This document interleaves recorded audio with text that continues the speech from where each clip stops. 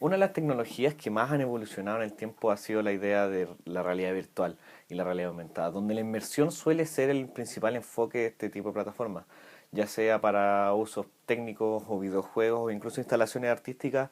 Sistemas requieren que el usuario se involucre de mayor manera con el fin de otorgar nuevas experiencias más interesantes y nuevas que no se obtienen con sistemas tradicionales.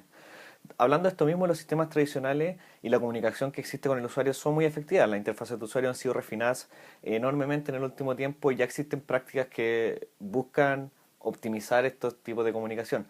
Pero pasa que este mismo tipo de comunicación y estos mismos patrones de diseño y estándares no suelen ser bien aplicados a herramientas de este estilo.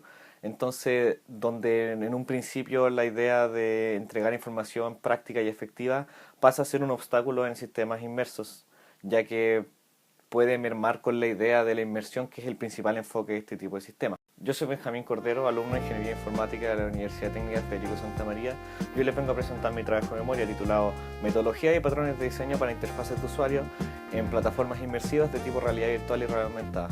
Dentro de los objetivos que vamos a tratar vamos a tener tres focos principales, donde el primero de ellos va a ser establecer guidelines y buenas prácticas y metodologías que puedan implementar aplicaciones que busquen enfocarse en la idea de inmersión. La idea es buscar qué tipos de elementos pueden o no interactuar y qué tipos de patrones de diseño pueden o no aplicar estos mismos elementos. Además, crear una serie de patrones de diseño que sean implementables tanto para una plataforma como para la otra, cosa de poder hacer una comparación.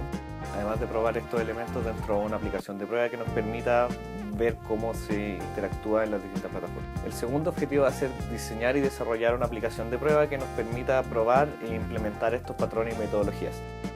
Donde vamos a crear una aplicación con dos tipos de versiones distintos que implementen cada uno de los patrones y metodologías, además de documentar el proceso de desarrollo, cosa de poder ver si existen o no refinamientos que se le puedan implementar a las metodologías o a los patrones de diseño en sí, y finalmente abstraer las implementaciones hacia otros medios, ver cómo podrían interactuar o postular alguna idea de cómo se van a tratar estos mismos patrones de diseño con distintos tipos de requerimientos. Y el último objetivo va a ser validar el modelo y las propuestas a través de pruebas de usuario. Uno de los principales focos que hay que entender en este trabajo son cómo vamos a medir las distintas interacciones del usuario con el sistema, dentro de los cuales podemos diferenciar dos principales tipos de interacción que existe, donde uno va a ser cuáles acciones exige el sistema del usuario y la otra cuáles van a ser las respuestas del usuario en base a los requerimientos del sistema. La primera dimensión que trata de medir el cuán inmerso o presente está una persona dentro de un sistema va a ser el subjetivo, donde las encuestas y las entrevistas van a poder dar una respuesta en base a cuán inmerso se siente una persona dentro del sistema a base de sus propios criterios. Luego el comportamiento, que se puede medir a través de pruebas de usuario o de observación respecto a cuál enfoque le da a la persona dentro del sistema. Y por último la dimensión fisiológica, que básicamente va a responder a la idea de reacciones y movimientos del cuerpo, tanto como susto o sorpresa o elementos de ese estilo, que va a permitir definir si es efectivo o no cierto tipo de comunicación. Otra dimensión importante dentro de lo que se busca trabajar es la inmersión según Game Design, que básicamente va a estructurar las distintas acciones que le exige el sistema al usuario, cómo reacciona este y cuáles van a ser los involucramientos que existe del usuario y el sistema. Luego existe la inmersión según Game Design, donde tenemos 4 dimensiones. Dentro de la primera van a ser acciones motrices, que vamos a llamar estrategia sensorial motriz.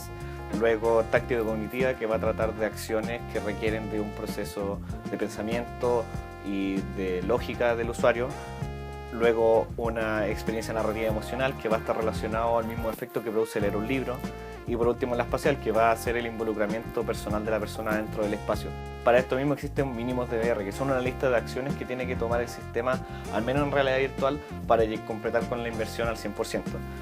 Este es un listado de cuáles son básicamente las principales 9 puntos que van a lograr hacer la inversión en su máxima expresión.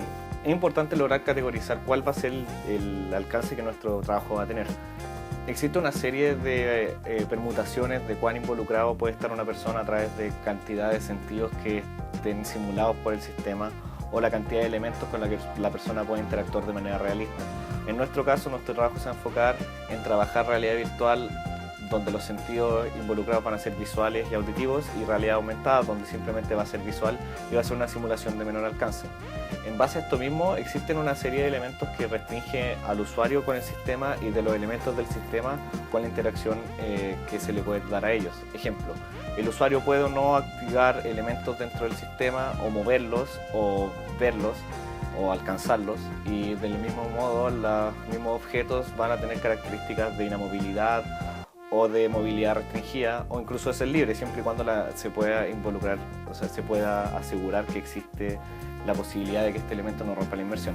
Finalmente, otra cosa importante a tener en cuenta en cuanto a buenas prácticas de UI UX para este tipo de plataformas es que existe la posibilidad de recurrir a elementos que ya son clásicos dentro de los sistemas y que aún así son validados. Ejemplo, pantallas y QGIS auditivos o visuales van a ser suficientemente buenos y no van a romper con la inmersión en los sentidos que nosotros pensamos. Muchas gracias por escuchar.